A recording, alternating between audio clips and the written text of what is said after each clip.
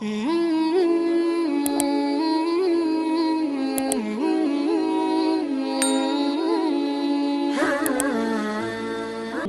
معاذ بن جبل رضی اللہ تعالیٰ عنہ فرماتے ہیں حضور نے ہم سے 10 باتوں کا عہد لیا۔ پہلی وہی چیز کہ اللہ کے ساتھ کسی کو شریک نہ ٹھہرانا، اگرچہ تجھے جلا دیا جائے اور تجھے قتل کر دیا جائے۔ دوسری وصیت یہ کی کہ اپنے والدین کی کبھی نافرمانی نہ کرنا، اگرچہ تجھے تیرے گھر سے نکال دے، تیرے اہل سے نکال دے، بچوں سے دور کر دے، لیکن پھر بھی ان کی نافرمانی نہیں کرنی، کیونکہ والدین کی نافرمانی کرنے والا دنیا پہ بھی رسوا ہوتا ہے، آخرت میں بھی رسوا ہوتا ہے۔ امام غزالی نے لکھا ہے کہ ایک جرم ایسا ہے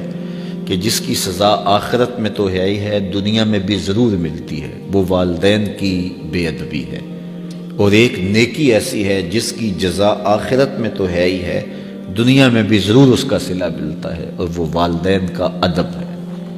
اس شخص پہ نشان لگا لیں جو والدین کا بے ادب ہے،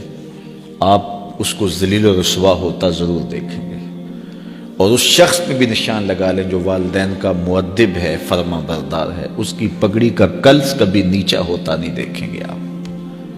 تو والدین کے ساتھ اس نے سلوک کرنے کی تلقین کی گئی۔ حضور نے تیسری وصیت یہ کی کہ فرض نماز جان بوجھ کے ترک نہ کرنا، جس نے جان بوجھ کے فرض نماز ترک کی اللہ اس سے اپنا ذمہ اٹھا لیتا ہے۔ اللہ کا ایک ذمہ ہوتا ہے جو بندوں کا اس نے لیا ہوتا ہے اپنے محض کرم سے، تو پھر وہ ذمہ اٹھا لیتا ہے۔ پھر وہ دیکھیے اللہ ذمہ اٹھا لے تو پھر وہ سوائے ذلیل ہونے کے اور کیا اس کا مقصود ہوگا، تو ذلت ہی ذلت اس کا مقدر ہوگا۔ اللہ اکبر۔ آج ہم کہتے ہیں پوری دنیا کے اوپر کہ مسلمان کیوں ذلیل اور کیوں رسوا ہو رہے ہیں، 5-7% مسلمان جو ہے وہ نمازی ہیں، تو پھر جب یہ حالات ہوں گے تو پھر اللہ اپنا ذمہ اٹھا لے گا۔ جب وہ اپنا ذمہ اٹھا لے گا تو پھر ہمیں جو مرضی توڑے، جو مرضی مارے، پھر اس کا ذمہ اٹھ گیا تو وہ ذمہ ہم سے اٹھا لیتا ہے اگر ہم اس کے حضور سجدہ ریزیاں نہیں کرتے۔ اور یہ بھی حضور نے وصیت کی کہ کبھی شراب نہیں پینی، اس لیے کہ ہر بے حیائی کی جڑ ہے، اور فرمایا معصیت سے، گناہ سے بچنا، اگر کوئی گناہ کرتا ہے تو پھر اللہ تعالیٰ اس سے ناراض ہو جاتا ہے۔ چھٹی بات حضور نے یہ ارشاد فرمائی کہ جب جنگ میں کھڑے ہو تو پھر پیٹھ دکھا کے بھاگنا نہیں ہے، اگرچہ لوگ کٹ کٹ کے گر رہے ہیں تو میں صلی اللہ العافیہ، اللہ سے عافیت مانگو، یعنی اللہ سے مانگو عافیت، بیماری نہ مانگو، آزمائش نہ مانگو، مشکل نہ مانگو، لڑائی نہ مانگو، جنگ نہ مانگو،